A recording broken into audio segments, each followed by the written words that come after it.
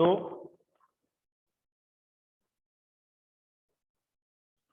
हम लोगों ने यहाँ तक इस पैराग्राफ तक फिनिश कर लिया था, खत्म कर लिया था। इसके आगे हम लोग शुरू करते हैं। पिछले पैराग्राफ तक में लेखक किस प्रकार से अपनी नई क्लास में पहुंचता है, नए बच्चों के साथ, नए शिक्षकों के साथ, और हर एक शिक्षक उसकी किस प्रकार से पढ़ाई में सहायता कर रहा था। हर एक बच्चा, उसके साथ जो लोग जुड़े हुए थे, वो लोग भी उनके साथ अच्छा व्यवहार कर रहे थे और उनको, लेखक को किसी प्रकार की किसी परेशानी का सामना नहीं करना पड़ रहा था। विशेष प्रकार से उसका जो असर पड़ा रचनाओं पर, लेखन पर, अभिव्यक्ति पर, उनके हिंदी शिक्षक के द्वारा की जो मनोविकृति पर मनोवैज्ञानिक परिवर्तन किया गया, वो उस पर ज्यादा असर हुआ। वही उन्हीं के बारे में बात कर रहे हैं। लेखक कह रहे हैं, मेरे मास्टर जी स्वयं कविता करते थे। अन्य मराठी कवियों के काव्य संग्रह उनके घर में थे। वे उन कवियों के चरित्र और उनके संस्मरण बताया करते थे, क्योंकि एक कवि दूसरे कवि से मिलेगा तो कैसी बातें होती हैं उनके बीच में, क्या साहित्य और इतिहास के बारे में बात होती है या कैसी बातें होती हैं, उनके संस्मरण, उनके साथ जो गुजरा हुआ समय था, बिताया गया समय था, उनके बारे में चर्चा करते थे। इसके कारण ये कवि लोग मुझे आदमी ही लगने लगे।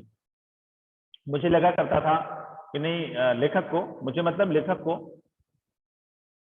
को लगता था कि जो कविता लिखते हैं, इतिहास लिखते हैं, हिंदी साहित्य का इतिहास या किसी साहित्य का इतिहास लिखते हैं, तो लोग इंसान नहीं, कुछ विशेष प्रकृति के लोग होते हैं। लेकिन जब मैंने मास्टर जी को देखा अपने, वो कविता भी लिखते थे और इंसान भी थे, तो मुझे लगने लगा था कि नहीं, वास्तव में जो कविताएं करता है, जो रचनाएं करता है लेखक, कवि, रचनाकार, वो इंसान ही होता है, आदमी ही होता है, कोई अलग स्वरूप का नहीं होता है। मास्टर हमारे बहुत अच्छी कविता लिखते थे। खुद जो हमारे मास्टर थे, सौंदल गेकर मास्टर साहब, वो भी कवि थे। इसलिए विश्वास हुआ कि कवि भी अपने जैसा एक हाड़ मांस का, क्रोध लोभ का मनुष्य ही होता है।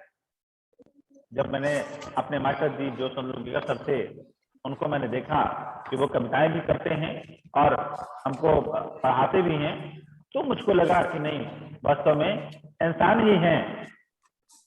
राहुल,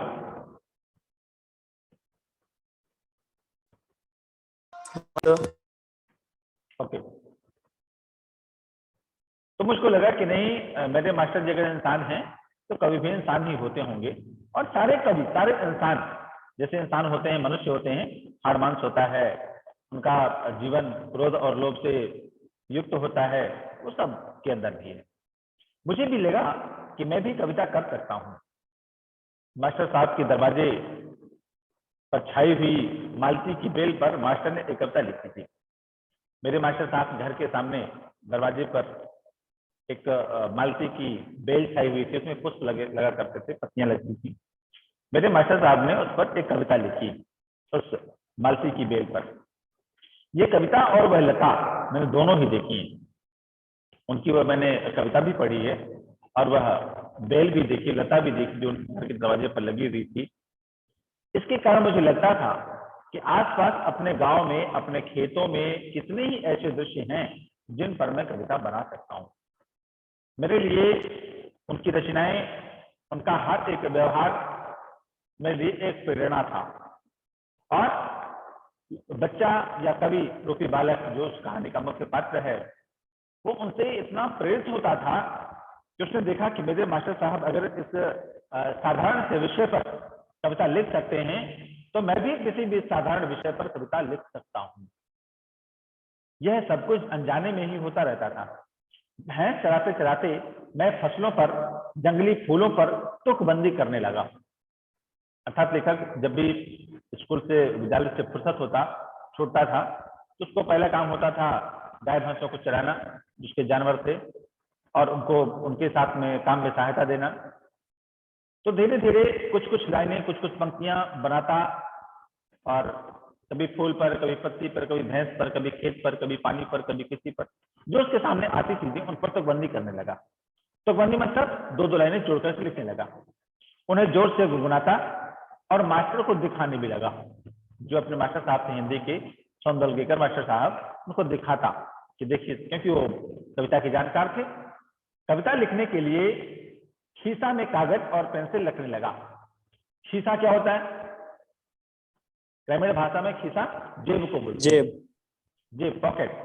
अपने शर्ट की पॉकेट में या कुर्ते की पॉकेट जो पहनता था वो, उसकी पॉकेट में शीशे में एक कागज और पेंसिल रखने लगा हुआ है। जब भाई कहीं कोई टॉपिक मिल गया, कहीं कोई विषय मिल गया, इस पर लिखना होगा तो मैं लिख लूंगा। कभी वह ना होते, वह मतलब कागज पेंसिल उसकी जेब में ना होता, भूल जाता मान लो कभी, तो लकड़ी के छोटे टुकड़े से भैंस की पीठ पर रेखा खींचकर लिखता था, या पत्थर की सिरा पर कंकर से लिख लेता। जब कंठस्थ हो जाती, याद हो जाती, तो उसको साफ कर देता, पोंछ देता था। अगर आपने देखा होगा भैंस को, जो भैंसों को नजदीक से देखे हैं, तो भैंसों की जो स्किन होती है बहुत सूखी और खुरदुरी होती है। इसके कारण से एक लकड़ी से भी या किसी पत्थर से उसकी पीठ पर कोई निशान बनाया जा सकता है। जैसा कि आप इस चित्र में देख रहे हैं, ये बालक है और ये बालक किसी पत्थर या लकड़ी की सहायता से भैंस की पीठ पर जो कुछ लेटर लिख रहा है। ये लिख जाते हैं क्योंकि भैंस की पीठ इतनी खुरदुरी होती है, कुछ भी निशान पड़ जाते हैं। ठीक है, बहुत ज्यादा गर्मी का मौसम हुआ, स्किन सूखी हो जाती है हमारी स्किन में भी निशान पड़ जाते हैं, ज्यादा खुला तो निशान पड़ जाते हैं, लेकिन उसमें मॉइस्चर न लगा हो, सूखी स्किन हो तब। और वो उनकी लिख करके जब उसको याद हो जाता था, तो सारी जो रचनाएं हुआ करती थी पत्थर पर, भैंस की पीठ पर या कहीं पर, वो मिटा देता था। किसी रविवार के दिन एकाध कविता बन जाती तो सोमवार के दिन मास्टर को दिखाता। एक हफ्ते की मेहनत के बाद अगर कहीं कोई संडे तक कविता बन जाती थी, 2-4 लाइन लिख जाता था, तो वो जाकर उस सोमवार को अपने मास्टर को दिखाता। लेकिन देखिए मास्टर साहब, मैंने कैसा लिखा है, क्या लिखा है। बहुत बार तो सवेरा होने तक का धीरज छूट जाता था और मैं रात को ही मास्टर के घर पर जाकर कविता दिखाता। कभी कभी ऐसा होता है, हमारे मन में इतना जोश हो जाता है कि उस बालक के मन में भी उस जोश को रोकने की हिम्मत नहीं दिखा पाता था वो, और उस जोश के कारण से, उस खुशी के कारण से वह रात को ही, संडे रात ही, रविवार को रात में ही मास्टर साहब घर पहुंच जाता। मास्टर देखिए मेरी कविता कैसी है, अच्छी है या कुछ सुधार करना है। वे उसे देखते और शाबाशी देते। इसलिए नहीं कविता अच्छी बनी थी, इसलिए क्योंकि उसने प्रयास अच्छा किया था, उस प्रयास को शाबाशी देते थे। फिर कभी कभी तो कविता के साक्ष्य पर एक पूरी महफिल हो जाती। सब बैठते, बच्चे बैठते, मैं बैठता, मेरे शिक्षक बैठते, और पूरी एक महफिल सज जाती, एक चर्चा हो जाती। बोलते बोलते मास्टर बताते, कवि की भाषा कैसी होनी चाहिए, संस्कृत भाषा का उपयोग कविता के लिए किस तरह होता है, छंद की जाति कैसे पहचानी जाती है, उसका लय क्रम कैसे देखा जाता है, अलंकारों में सूक्ष्म बातें कैसी होती हैं, अलंकारों का भी एक शास्त्र होता है, कवि को शुद्ध लेखन करना क्यों जरूरी होता है, शुद्ध लेखन के नियम क्या है, आज अनेक विषयों पर विस्तार बातें करते रहते थे, बताते रहते थे। क्योंकि वो जानते थे ये बालक कविता लिखने की कोशिश करता है, लिखता है, तो मुझे कविता की जो बेसिक चीजें थी, बेसिक जानकारियां थी, वो दिया करते थे। अलंकारों का प्रयोग कैसे करना है, भाषा कैसे प्रयोग करनी है, किस प्रकार के शब्द लिखने हैं, अलंकारिक शब्दों का प्रयोग कैसे करना है, कविता की गति, लय, ताल, तुक ये कैसे रखना है, ये सारी चीजें, हर एक छोटी सी छोटी बात उन्होंने बताई, सिखाई हमको। उन्हें, मुझे उनके प्रति अपनापा अनुभव होता। अपना मतलब एक अपनापन। कभी लगता नहीं कि मेरे शिक्षक हैं, शिक्षक होते हुए भी मेरे घर के सदस्य जैसे लगते थे मुझको। वे मुझे पुस्तक देते, अलग अलग प्रकार की कविता संग्रह देते, उन्होंने नई तरह की कविताएं सुनाई, तो लगा मैं इस धरने पर कविता बनाऊं। एक नया प्रकार का फॉर्मेट था कविता का, उन्होंने सिखाया, बताया, और मैंने सोचा मेरे मन में कि जब ये लिख सकते हैं तो मैं क्यों नहीं लिख सकता, और प्रयास किया, लिखा। फिर तो सारे दिन उसी दिशा में मेरी कोशिश चलती, जो उन्होंने ढर्रा बताया था, एक रास्ता बताया था, एक पदक्रम बताया था, इस प्रकार की कविताएं लिखो, मैं दिन भर कोशिश चलती रहती है। इन बातों से मैं सौंदलगेकर मास्टर के बहुत नजदीक पहुंच गया। जो हिंदी के मास्टर थे मेरे, सौंदलगेकर मास्टर, उनकी मैं हृदय के बहुत नजदीक पहुंच गया, क्योंकि वो भी कवि, और कवि हृदय वैसे भी बड़ा सॉफ्ट होता है। तो उनके मन के पास में पहुंचा। मन के पास पहुंचने मतलब उनकी भावनाओं से भावना मेरी जुड़ती की, क्योंकि दोनों कवि हो गए थे। और जाने अनजाने मेरी मराठी भाषा सुधरने लगी। अर्थात जो एक ग्रामीण या गवई भाषा थी मराठी की, वो मेरी एक साहित्यिक भाषा में परिवर्तित होने लगी। क्योंकि मैं कविताएं लिखता तो उनसे जो गलतियां होती पूछता, वो उनका सुधार करते। इस प्रकार से मेरी जो एक साहित्यिक भाषा का आविष्कार मेरे अंदर, मेरे मन में होने लगा था, उससे लिखते समय मैं बहुत सचेत रहने लगा। जब कभी कविता लिखता, कविता की रचना करता, तो कोशिश करता कि ऐसे शब्द ना तो मैं बोलूं और ना ही लिखूं, ना अपनी कविता में रखूं, और कोशिश ये करूं कि घर में भी ऐसे ही साहित्यिक शब्दों का प्रयोग करूं। अलंकार, छंद, लय आदि को सूक्ष्मता से देखने लगा।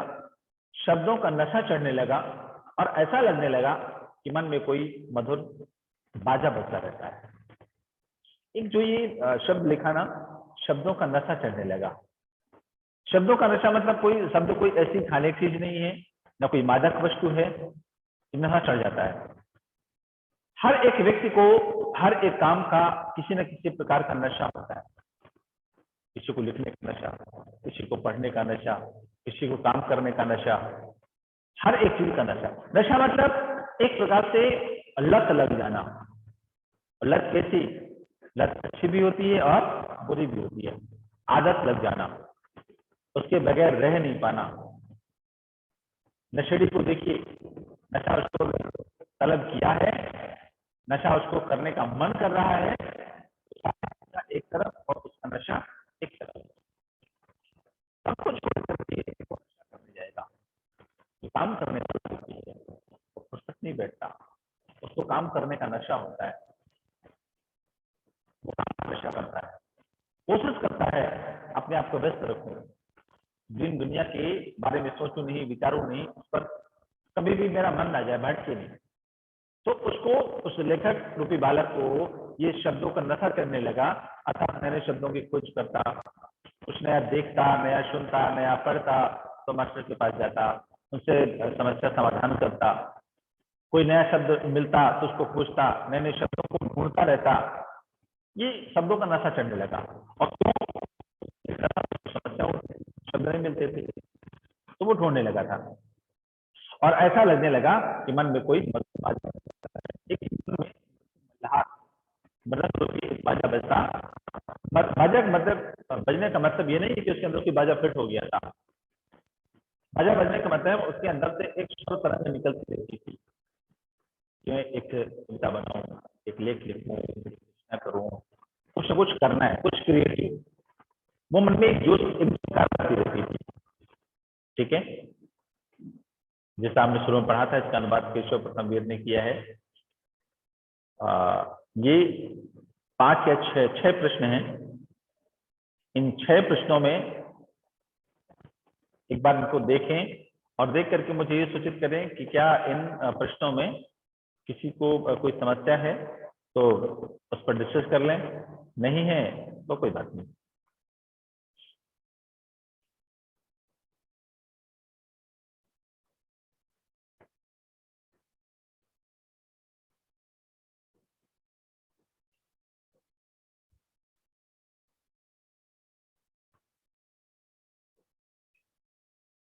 मेरी आवाज आ रही बच्चों?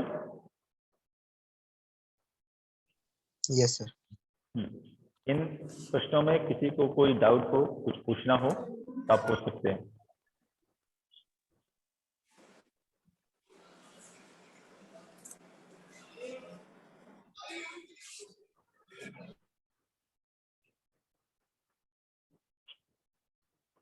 Rahul, yes sir. पूछना है कुछ? No sir. Okay. Shahid,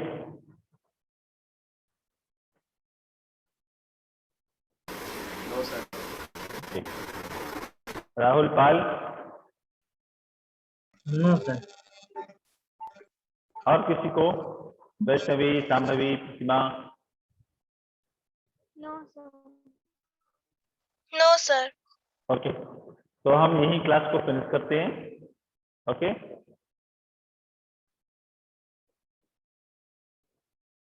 yes sir.